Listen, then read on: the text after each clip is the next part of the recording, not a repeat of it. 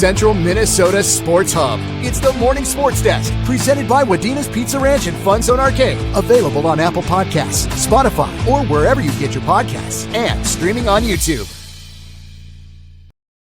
Powered by Pizza Ranch and FunZone Arcade in Wadena. This is the Morning Sports Desk. I'm CJ Baumgartner. That's Corey Tackman. Corey, we have a lot to break down in the local sports scene, including the section girls basketball playoffs, which are going to begin next week. Regular season wrapping up. We got a recap of a game between Frazee and Wadena-Deer Creek that was historic for the Hornets. We'll talk about a game on the broadcast schedule tonight in 8AA boys basketball between the Braves and the Wolverines. And, of course, wrapping things up on the state sports scene as well. But, Corey, before we do all of that, we got to mention the Pizza Ranch and FunZone Arcade in Wadena. It's love at first bite. The country's best chicken just got tender, now on the buffet with a variety of dipping sauces. Stop by today.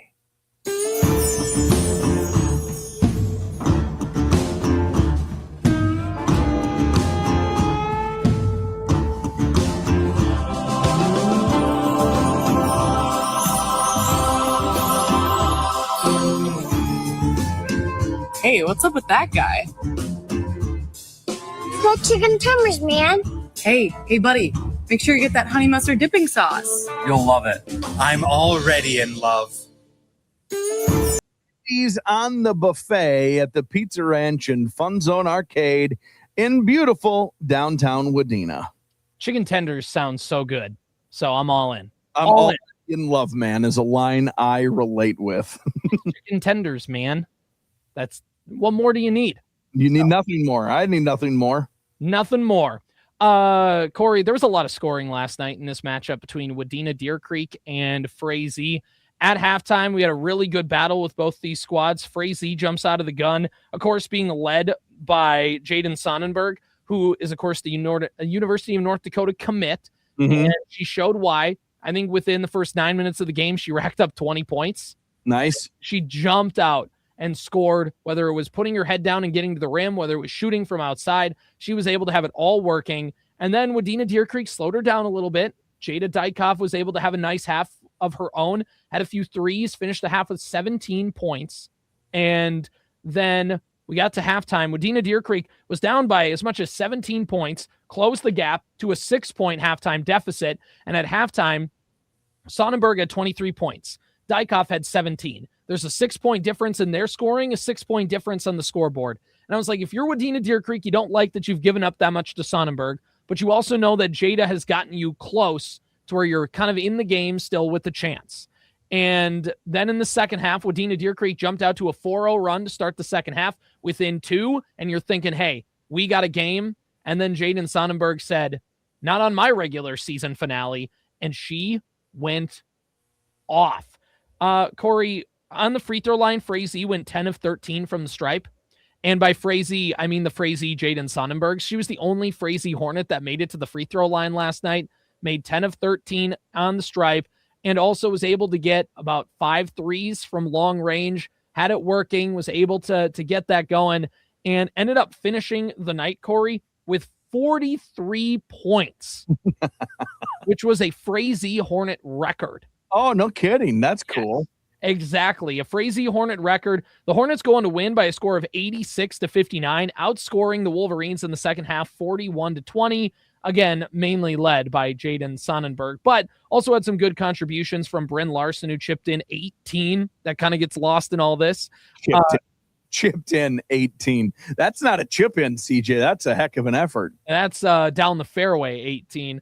Ellie Triglav had 12 points in the contest as well. So overall, you had some other good contributors in there, but I mean, that's over that performance, and half of them were scored by Sonnenberg. Yeah, that's 70 points between 3 players. That's a lot of points. It's a good get if you can get it.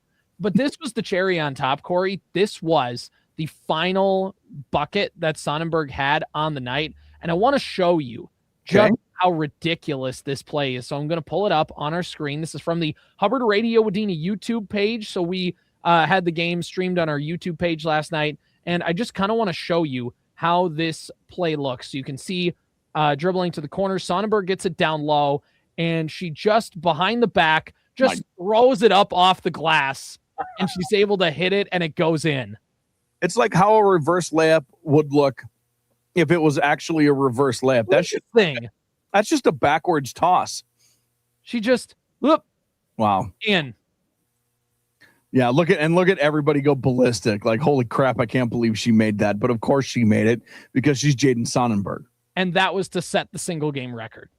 Really cool. Really, really cool. So congratulations to her. Frazee is going to get at least one more home game. They are likely going to be a top 4 seed in Section 8AA. And as we talked about on yesterday's show, top 4 seeds will get guaranteed home court advantage up until the neutral sites at Concordia Moorhead. So Frazee looking at, first of all, they are going to at least get a share.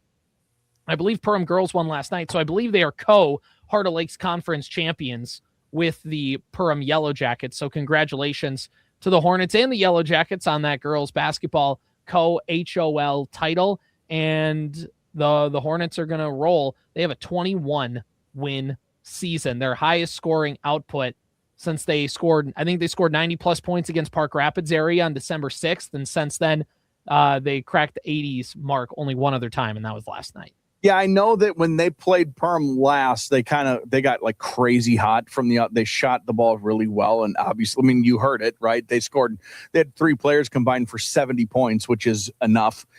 And but it's an interesting when you look at the HOL, who's the top of the conference, but then you look at some of the QRF things. The QRF, I'm pretty sure the Yellow Jackets QRF is higher than Frazee's. You kind of hinted at it there, but it's always kind of interesting when the conference standings don't match what the QRF standings are. But that's a fun bulletin board material thing. I think if you are Frazee going forward, listen, we're conference champs and we beat at least one of these teams who's in front of us in the section. There's no reason why Frazee can't believe that a section title is they should think it's within their grasp, because it is. Exactly. So section playoffs start next week. They get seeded over the weekend. It's almost that time. I'm ready. We also, on our broadcast schedule tonight, have Section 6A individual wrestling. That is a 12:45 pregame, 1 o'clock match start on the Superstation K-106. That's going to be going on all day. So if you're listening to this on Friday afternoon, you go, oh, shoot, that already started. Kyle and Dan are probably still on the air if you're listening to this on Friday at all. There until probably after 9. Exactly. They will be there all night. So go tune into their broadcast. You can pause and come back to us. It's okay. And they are going to have a lot of great local wrestling there, and it's going to be a whole lot of fun. We'll know who's going to state. Also, best of luck to our 8A competitors in individual and the 7A competitors who will be working in Staples Motley at the Nest for theirs. So a lot of wrestling going on. Best of luck to them. And today on the KWAD, we got some more basketball. Give me the ball because I'm gonna dunk it. So we have Menahga versus Wadena-Deer Creek in boys basketball. It is a 7:15 pregame, 7:30 tip-off. It is game 2 of a doubleheader tonight in Menahga. We will only be carrying the boys game. The girls will be playing Pine River Bacchus for theirs. So that'll be the first game, and then we will have the boys game right after that. And it's one between 2 teams that are looking to try and get some momentum going into the end of their seasons. Wolverines are 4-18 on the campaign, 2-5 in the section, 3-10 in the Park Region Conference. Menahga is 5-18. They are looking for their first Section 8AA win. They are 2-10 in the Park Region Conference, 3-9 at home for the Braves, and the Wolverines looking for their first road win of the year. They are 0-11 in their first 11 opportunities. For the Wolverines, they're on a 4-game losing streak, trying to snap that. For the Braves, they are 1-1 in their last 2 games. They got a win against Black Duck on Friday, and then on Monday, they lost 80-50 to Park Rapids area. So now the Wolverines and the Braves will do battle tonight, and always a good matchup when these 2 teams play, mainly just because, Corey, of the coaching of both those teams, because those guys have had some experience together. Yeah, they were assistants in the Wadena-Deer Creek program many years ago at this point. But We talked about how it's crunch time for girls basketball. And I mean, really 3 games left for Wadena-Deer Creek in the regular season, not including tonight's game.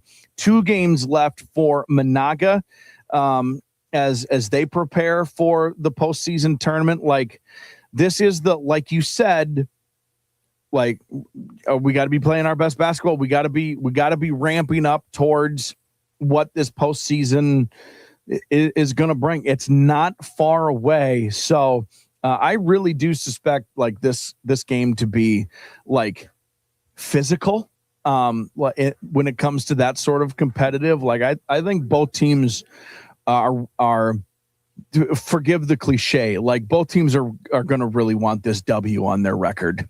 Yeah, exactly. It's the last Park Region Conference game for Wadena-Deer Creek this season, the last game in Section 8AA. And for Menahga, it's their last section game of the year. They'll play Pillager on Tuesday to wrap up Park Region Conference play. So, like you said, kind of the things that you quote-unquote want to play for, a lot of them are kind of out the window. Menahga has a 35.8 QRF, Wadena-Deer Creek 41.3. If you're Menahga, you could jump Wadena-Deer Creek in the standings or be in pretty good position to do so if you can get a win tonight. So this is kind of the put it all out on the floor, and then next week is a tune-up for the playoffs kind of vibe. And both these teams, I think, obviously, they're towards the bottom half of the section, but it's still the, hey, is there a way we could play this so our playoff game, we could maybe get this team versus that team, because this team, both of them are good, but, this one is a little more gettable, or this one we can compete against, or, some of those things that you're trying to set yourself up for to try and end the regular season and the postseason, however long that ends up being, on a high note. So we got that on KWAD 101.7 FM, AM 920, also online at wadenaradio.com/KWAD. And then, Corey, I know we've already started, but we will fully be into section coverage next week. I cannot wait. I want to, if I can, just really quickly to take a closer look at 8AA, the boys things. We've started to see a little separation here now at the top of the 8AA standings. And East Grand Forks is now the top team there. They're ranked 26th. Staples Motley, now the 2 seed. They got a really nice win, did those boys, over Breckenridge last night. They're 35th.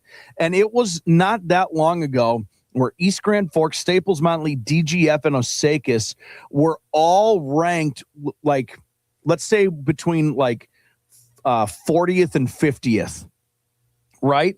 Now there's some separation. East Grand Forks has separated from the pack. Staples Motley is in its own kind of tier. And then DGF is 51st. Osakis is 55th. So there is, we're starting to see at the end of the season, we talk about playing your best basketball at the end of the year. The Green Wave and the Cardinals are now starting to separate themselves a little bit. That being said, this 8AA tournament is up for grabs. Would you agree with that? 100%. Whoever, and this goes for the girls too, right? Whichever team just finds the way to have their 3 or 4 best games of the season be right now is going to find themselves in the state tournament or right there knocking on the door. Every single year, there's always big upsets. There's teams that make a run that you don't even think about. And I think that that's going to be more of the same in 8AA. East Grand is obviously the favorite here. Staples Motley can make a case. DGF can make a case. I mean, anybody from, you could make a case. Warroad had a good team last year. Like pretty much any of that top half and up, not to say that everyone has an equal chance of getting to the section championship, but every team can look at it and go, if this happens and that happens, we're right there. And that is more the same in 8AA. There is no one team that's going to be expected to just completely walk through there. And I know we've kind of been on the train all year that we think the Staples Motley team can surprise some people in this section. Well, and at this point, it wouldn't be a surprise. They're ranked second. That win over Breckenridge was really huge. It is, and I want to be fair about this. Like, we compared 8AA boys to 8AA girls. The 8AA girls section is loaded, like really, really top heavy. The 8AA boys section isn't as loaded, but it is as competitive and as deep. There's 6 teams in the 8AA boys who kind of have it up for that's up for grabs. So we're going to see some really competitive basketball come these playoffs. in 8AA girls and 8AA boys. Think how good that 6A boys tournament is going to be. They're also really top heavy. Like, we've got some pretty incredible basketball in front of us. Section 8AA will be seeded tomorrow for girls and then next Saturday for boys. Here we go. And then, of course, 6A, 5A, or 7AA friends. We got a lot of things that are happening here, and we're excited to dive right in. So more information on those brackets and everything else will be coming up next week. By the way, keep an eye out for our state tournament specials next week because we have something in the works for wrestling that we are very excited about. So it's what we in the broadcasting business call a tease. Follow the Sports Cow on Instagram. The SC on IG is officially up and running. Sports Cow on Instagram. CJ, we give it a hashtag moo. Moo. So, all right, Corey. Looking in the state sports scene, the Minnesota Timberwolves are starting their second half tonight. They get that going. Correct. Their second half of their season. They're on the road, right? Or they host Dallas tonight. Host Dallas. That's right, because Cooper Flagg is not going to play. He was practicing at the University of Minnesota, and they said he's not going to go. So, boo. But so if anything, that makes me more nervous the Wolves are going to lose. If the Timberwolves don't win this game by 30, then what are we doing? Minnesota Timberwolves basketball. You know exactly what we're doing. That's right. It's okay. We talked about Mike Conley coming back on yesterday's show, so go back and listen to that. And really, let's just, as we wrap up the show today, just take a look at the Minnesota Timberwolves standings and where they sit right now in the Western Conference standings, because things, like every year in the Western Conference, are right there and up for grabs. So the Oklahoma City Thunder, they only have a 2.5 game lead over the Spurs. It's crazy to think about. And San Antonio has just been on a heater as of late. The Rockets are in the 3 spot. They are 7 games away from OKC. They're tied with the Nuggets in terms of games back. The Nuggets are 35-21. Lakers are 33-21. They're a game behind the Rockets and the Nugs. And the Timberwolves are tied with the Lakers in terms of games back, but they're 34-22. They're 2 games ahead of the Phoenix Suns. So right now, the Minnesota Timberwolves would be avoiding the play-in, and basically, I don't know what seeding they finish. It doesn't matter in the Western Conference. You got to beat a ton of good teams to get to the finals. But I think the goal is, like it is every season, avoid the play-in tournament. Yeah, be a what does that mean? Be a top 6, right? Yep. Be a top 6. And honestly, like, Houston has 2 games in hand on the Timberwolves, but the Timberwolves in Houston, who are the 3 seed, have the same number of wins. The 4 seed Nuggets have 1 more win. They're actually 3rd in, if you were to just look at wins, at Thunder than Denver. They're a game away from hosting a 3-6 series or being the road team in a 3-6 series. That's exactly right. So, and really, we hinted at it yesterday, but like, kind of the general thought around the Western Conference is it's OKC, it's San Antonio, it's Denver, and it's the Timberwolves, who at this very instant are the scariest teams in the Western Conference. Obviously, you can't rule out Houston and Kevin Durant, but he's had some weird stuff come out about him. Weird. Kevin Durant makes it, whichever team he's on, a weird vibe. So, but most important, like, when has it not been weird around Kevin Durant, and then he just balls better than everybody else on planet Earth? So, like, this is absolutely in play for the Minnesota Timberwolves. What, 56 games into an 82-game season? Like, come on, Wolves. Come on.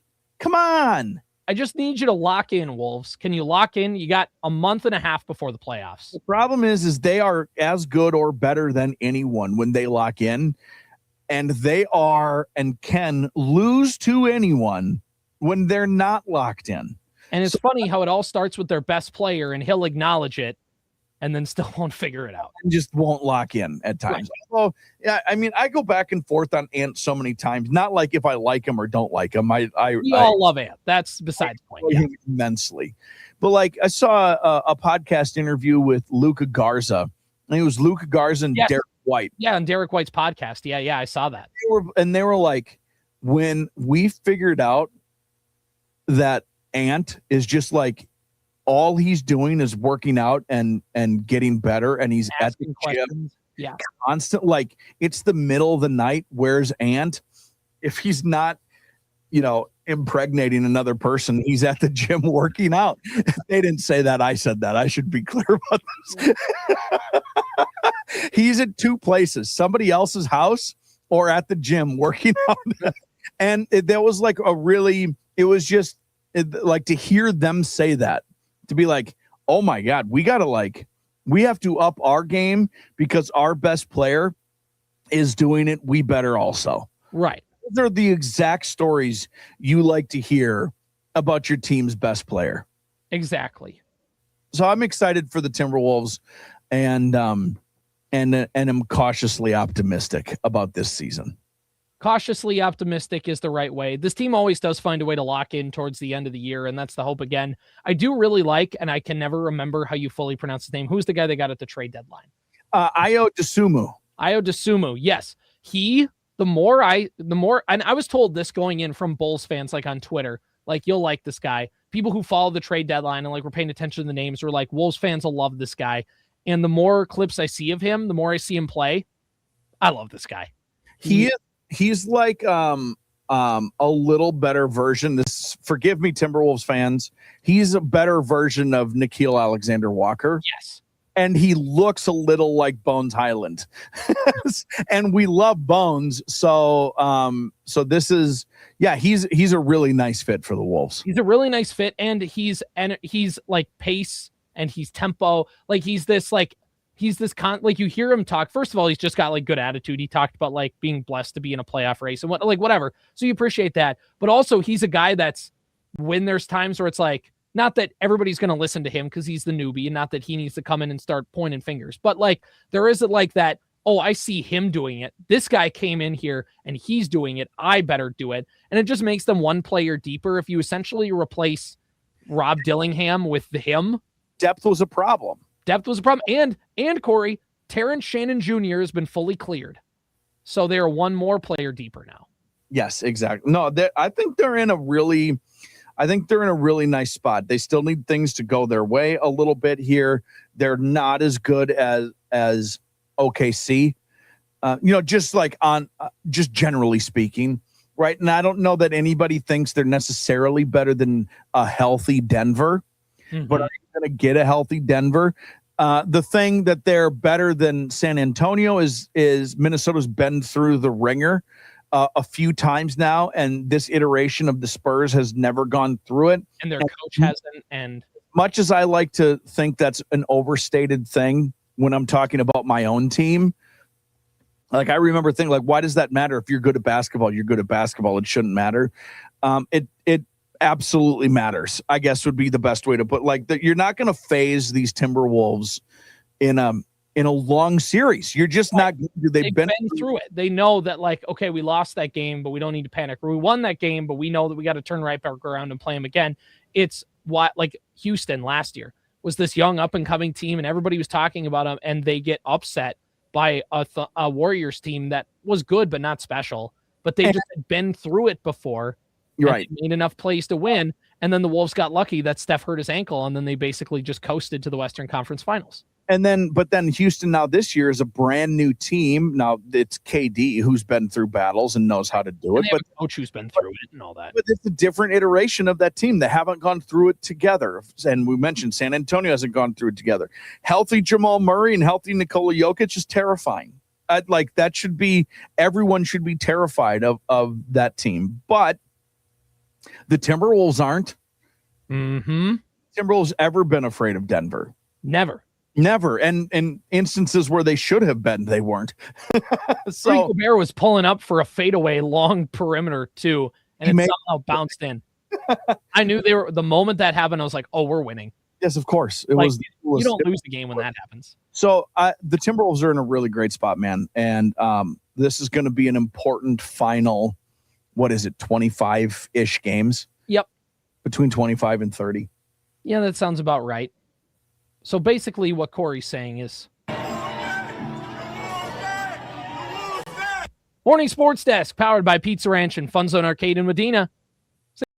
Powered by Wadena's Pizza Ranch and FunZone Arcade. Follow the Morning Sports Desk on Apple Podcasts, Spotify, or wherever you get your podcasts. And watch every show on YouTube.